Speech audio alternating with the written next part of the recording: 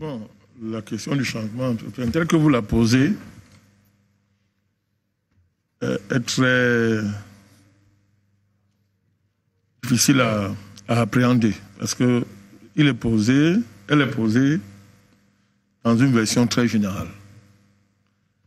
Et il faut qu'on le ramène dans ce qu'il a, le changement évidemment, de concret, ce qu'il a de réellement politique, que ce soit dans le sens du souhaitable, comme dans le sens du possible. Les Camerounais veulent le changement, c'est une évidence. Il y a le changement souhaité et le changement possible. Et il y a les offres de changement dans notre pays. Donc, à partir de là, deux problèmes majeurs de mon point de vue se posent. Deux problèmes majeurs se posent. Au-delà de la diversité des offres de changement. Là, je parle au niveau politique. Au niveau politique. Parce que les politiques n'ont pas le monopole de l'idée du changement. Ils n'ont pas le monopole. Tous les acteurs, tous les segments de la vie nationale doivent s'approprier l'enjeu du changement. Ce n'est pas l'affaire des politiciens. Pas du tout. Même si ils sont en première ligne pour porter ça. Et implémenter ça dans une politique. Donc il y a deux problèmes qui se posent. Les offres de changement, une fois qu'ils sont proposés, parlons comme ça dans le marché, sur le marché politique, il faut s'assurer d'une chose qui est fondamentale. Pour que j'implémente mon programme, il faut que la continuité de l'État soit assurée. C'est un débat qui est absent au Cameroun. Quand on parle du changement, de la part de tous les politiciens. Le débat, il est absent. On ne va même pas l'aborder. Or, moi, c'est une de mes préoccupations majeures depuis.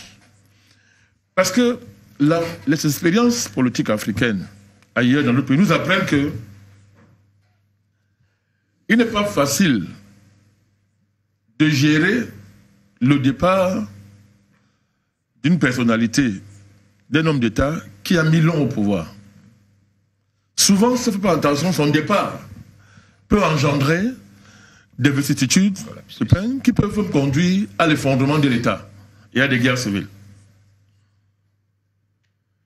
Dans ce cas, ayez la meilleure offre de changement possible. Vous allez l'implémenter où? Deuxièmement, des acteurs politiques au Cameroun, et ceux qui veulent le changement, là je parle des populations, ne sont pas beaucoup au fait des enjeux géopolitiques qui pèsent sur le Cameroun. Et des manœuvres des puissances géopolitiques pour peser sur le changement au Cameroun.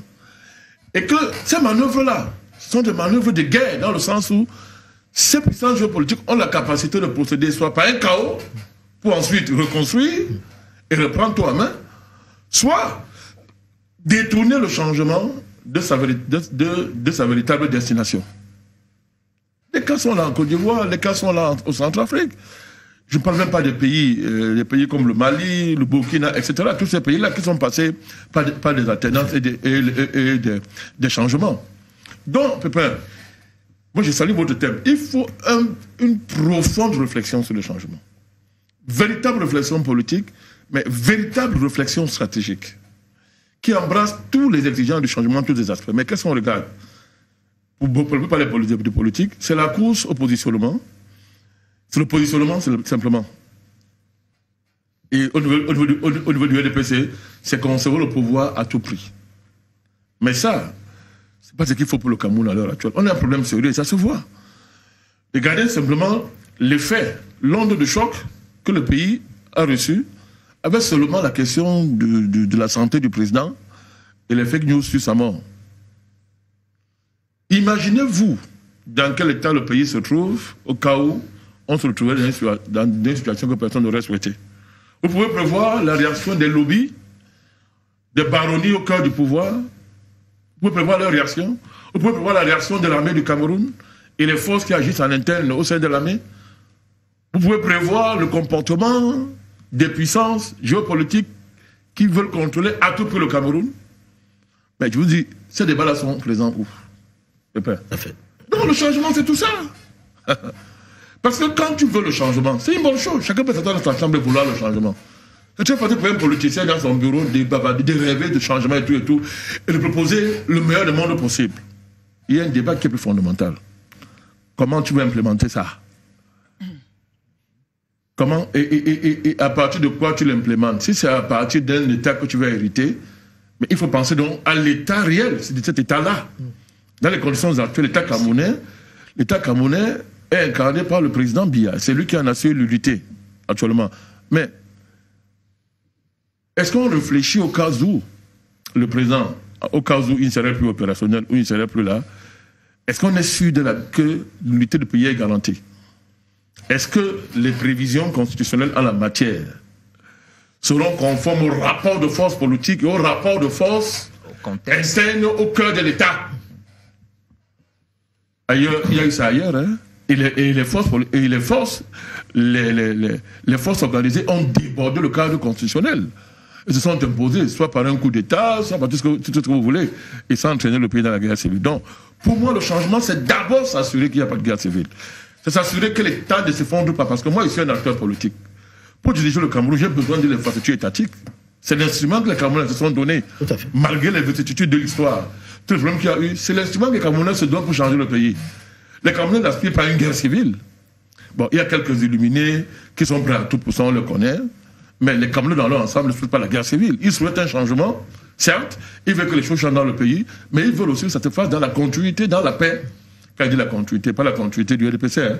Je veux dire la continuité de l'État qui assure le moyen, qui donne à l'homme politique qui sera en charge du pays les moyens d'implémenter ses grandes idées, ses meilleures idées. Donc voilà comment j'aborde l'affaire. Et à ce qu'a dit mon ami Vondor, qu'est-ce qu'on met dans ça? Le panier du changement, l'on met quoi dedans? Les Camerounais connaissent leurs problèmes. Ils veulent accéder à l'eau potable. Ils veulent être soignés décemment. Ils veulent avoir de la lumière. Je sors d'un quartier à Nebel. Il n'y a pas de lumière là-bas depuis 5 jours. 5 jours. Et nous, on ne dit rien à personne. Et nous, ils ne disent rien à personne. Ils ne donnent même pas s'expliquer. Vous voyez?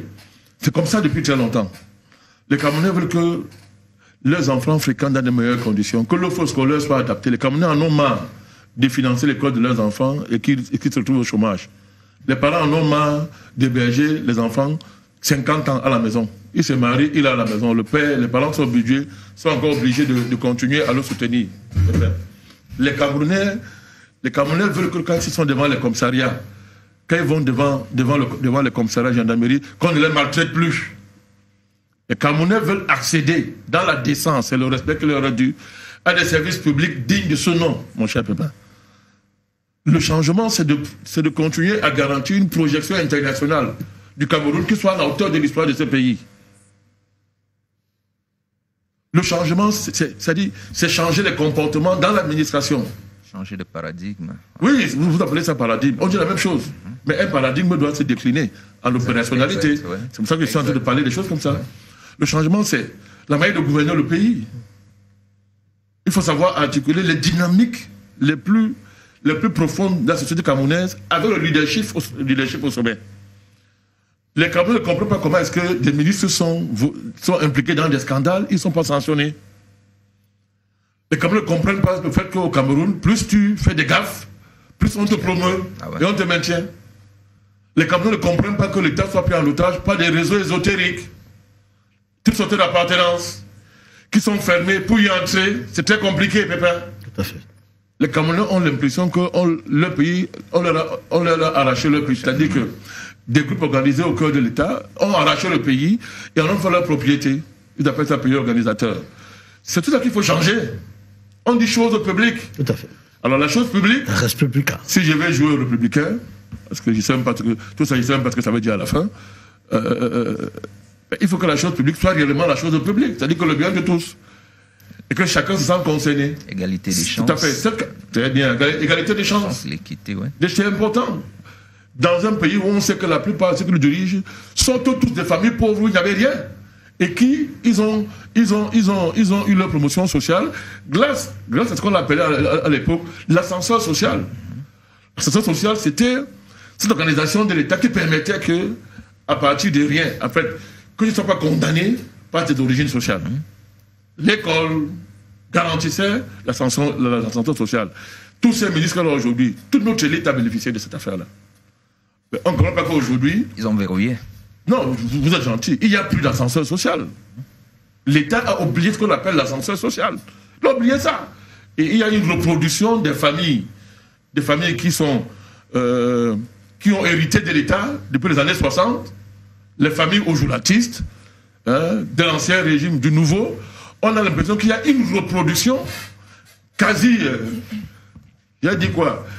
Quasi dynastique des élites qui ont verrouillé le pays et qui ont le monopole d'accès dans les institutions qui pourvoient, n'est-ce pas, les hautes fonctions nationales.